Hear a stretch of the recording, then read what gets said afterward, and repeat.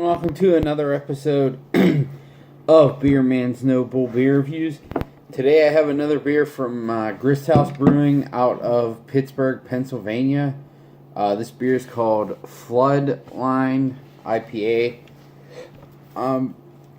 It's New England style, like most of the stuff that they're doing right now. I don't know why it's called Floodline. I mean, I know they're in Millville, which has been flooded a bunch of times because it lays low compared to the river. I'm guessing that's why it's called that, but I also noticed, like, there's some cool stuff. If you weren't from Pittsburgh, you probably wouldn't really know what these were, but this is the U.S. Steel Building, and then, it's hard to see, but this is either, like, the Gulf Tower or the Highmark Building, I can't tell, and then PPG Place, and then the crazy floating duck thing, which I think that actually went to several cities, but anyways. So yeah, this is a New England style IPA. It's 6.5 ABV. Let's crack it open and see what we got.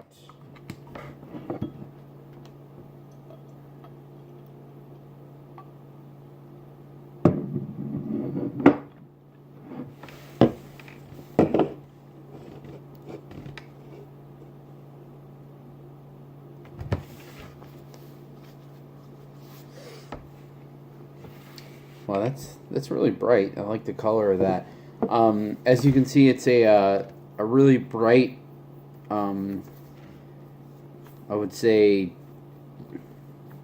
gold color. It's almost it's approaching orange, with a really small white head that's faded away pretty quickly.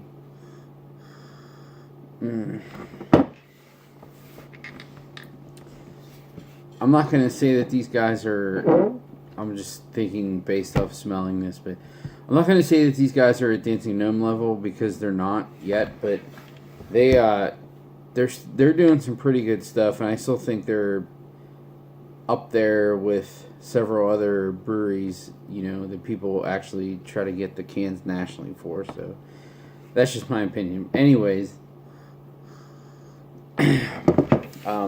see, the aroma on this guy is definitely like a kind of a mishmash of like peach and pineapple.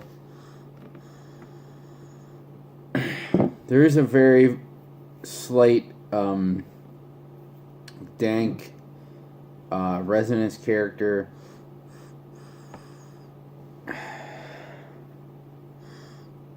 But it smells very juicy, and I'm actually really excited to drink this because this smells really nice. Honestly, I don't know I'm trying to think.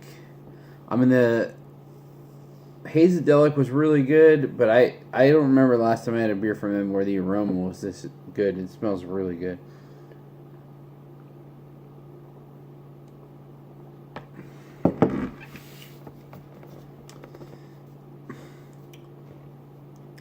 Yeah, that is really nice. That is really nice. They're definitely hitting their stride for sure. So there's actually, and I generally don't like this, but there's a little bit of like bubble gum up front, which is weird. I don't know why I'm picking that up, but it's very, very minor. It's a nice blend of like peach, pineapple, and candied oranges. Excuse me. There is a little bit of that. I don't even want to call it dank because I don't necessarily associate it with like weed characteristics as much as it is just like a woody, earthy taste.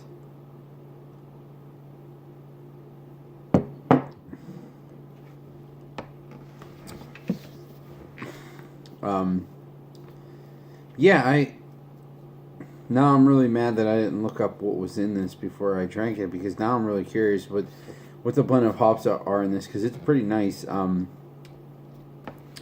it's also really, really balanced. The bitterness is, you know, it's not lacking. It's keeping it from being sweet, which is good, but it's also not overpowering. I think it's like completely appropriate and almost perfect for this style. It's lacking in mouthfeel a little bit, in my opinion. I mean, it's a little, if you want to say, watery, which, I mean, IPAs aren't supposed to be thick anyways, but it's just, if it had a little bit of like a creamier body, I think that would even boost it up even a little bit more.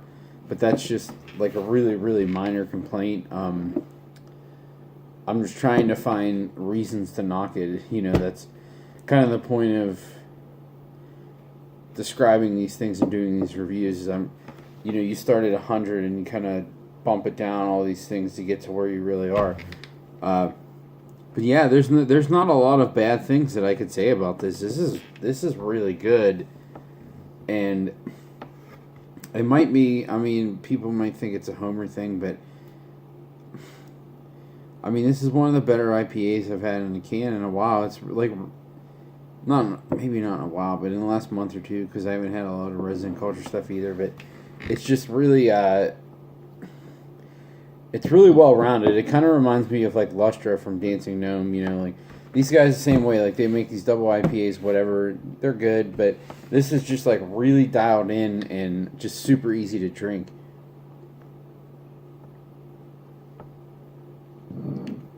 Yeah,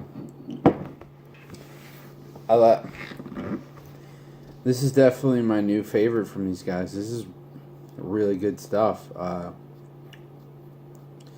I'm digging it. I'm digging it for sure. So, yeah, I don't know what this costs. My buddy from Pittsburgh who visited me like 2 weeks ago brought this down.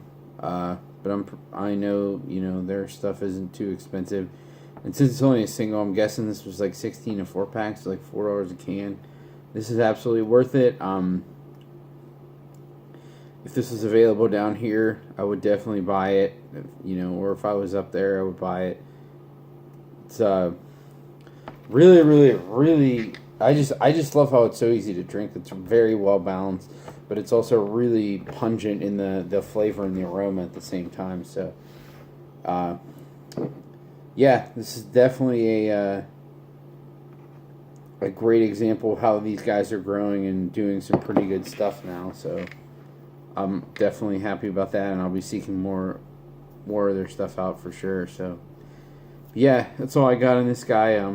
Please like, comment, subscribe. Let me know what you think, and I look forward to doing the next one. Thanks.